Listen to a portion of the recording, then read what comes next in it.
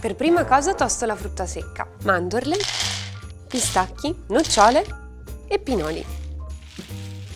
5 minuti in forno statico a 180 gradi.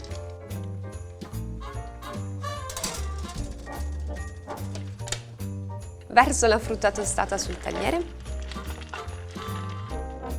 aggiungo i grilli di noci e trito tutto grossolanamente.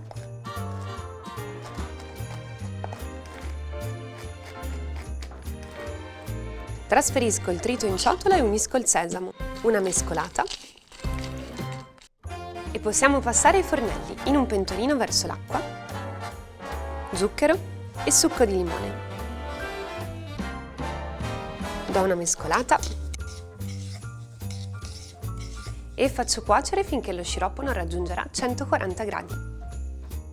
Quando lo sciroppo risulta così bello biondo, aggiungo la frutta secca, amalgamo e faccio cuocere ancora qualche minuto. Verso il composto in uno stampo quadrato unto con poco olio. Lo distribuisco con un cucchiaio di legno e lascio raffreddare a temperatura ambiente per circa 10 minuti. Una volta raffreddato, taglio il croccante in barrette e posso confezionarlo.